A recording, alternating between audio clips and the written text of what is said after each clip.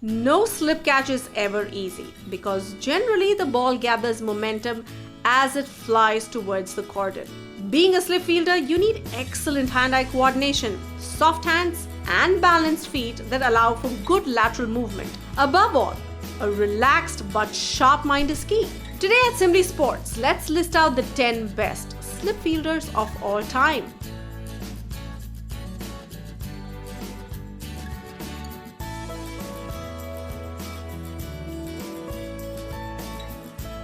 Number 10. Mahela Jayawardene. The former Sri Lankan skipper was a brilliant slip fielder. Fielding mostly in the first or second slip, Jayawardene has taken the second highest catches, 205 in tests for a non-keeper, and has the highest catches as far as ODIs are concerned, which is 218. He exhibited immense concentration and skill in the slips. For a stat, Mahela Jayawardene has taken the most number of catches in all formats combined, which is 440 for a non-keeper. Number 9. Andrew Strauss. Andrew Strauss was one of England's most successful captains. Apart from being one of the best opening batsmen for England, he was also one of the safest slip fielders. Fielding at second slip and first slip after he became captain, it was certain that he would grab almost every chance that came his way.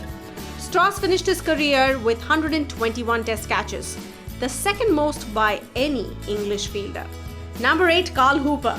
It's really important to stay cool and calm in the slips, and West Indies had one of the coolest cricketers in the slips during the late 1980s and 90s. He remained unfazed regardless of any situation or any bowler, and used to go about his business without much of a fuss in the cordon. Fielding in the slips to bowlers like Ambrose and Walsh is never easy. Hooper did that almost throughout his career, but always went unnoticed. With 115 catches in tests, Hooper is the third most successful West Indian fielder. Number 7. Mohammad Azharuddin. The former Indian captain is one of those cricketers who could field anywhere on the ground and still be effective. His catching technique was brilliant and he was very sharp on the field. Diving catches on either side, low catches or straightforward ones. Azhar never made a fuss about anything in the field. He used to set an example for the rest of the fielders. In his 99 test career, he took 105 catches and 156 catches in 334 one-day internationals, making him one of the best fielders in the world. At number 6, we have Mark Taylor. Mark Taylor was a masterful opening batsman and a very good captain. He was one of the best slip fielders of his era as well. Standing in the slips to Shane Warne is not an easy job, but Taylor positioned himself in the cordon when Warne and Australia were at their peak, and he took some outstanding catches. He always looked calm and never seemed under pressure, and thus took 157 catches in his 104-match test career. Number 5. Graeme Smith. The longest serving South African test captain in the history of the game. Graeme Smith was a prolific catcher in the slips for South Africa. Along with Cullis, he formed a potent pair in the slip cordon. Being well-built and muscular, Smith used his big hands to great effect as he pouched 169 catches in 117 tests and 105 in ODIs. He was sharp while fielding to the likes of Pollock, Entini, Steyn and Morne Morkel. Smith has the 7th highest number of catches in the history of Test cricket. Next up at number 4 is Stephen Fleming. Not only was Stephen Fleming New Zealand's most successful captain and one of the best batsmen, he was also their most successful fielder in both Tests as well as ODIs. Soft hands and good hand-eye coordination were some of his fielding attributes. He was a tall guy with a great pair of hands. All in all, he was a tall guy with a great pair of hands. He is ranked 6th and 5th in the highest number of catches taken by non-keepers in Tests and ODIs respectively. He was one of the safest fielders during his time.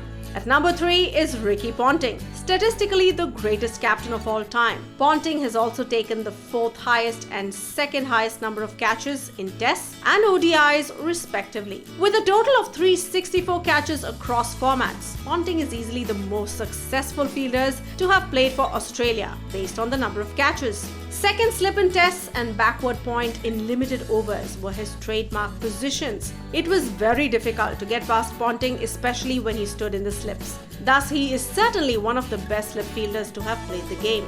At second place, we have Rahul Dravid.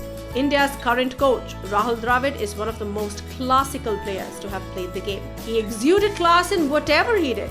batting, keeping, or fielding. Since he kept wickets in his early days, slip fielding wasn't a very difficult job for him. But still, the way he fielded in the slip cordon was a treat to watch. He had excellent reflexes and great concentration. His exploits in the slip are no mean feat. He has the most number of catches by a non-keeper in Test history, which is 210. He's one of the 5 players ranked 4th who've taken more than 300 catches in all forms of cricket.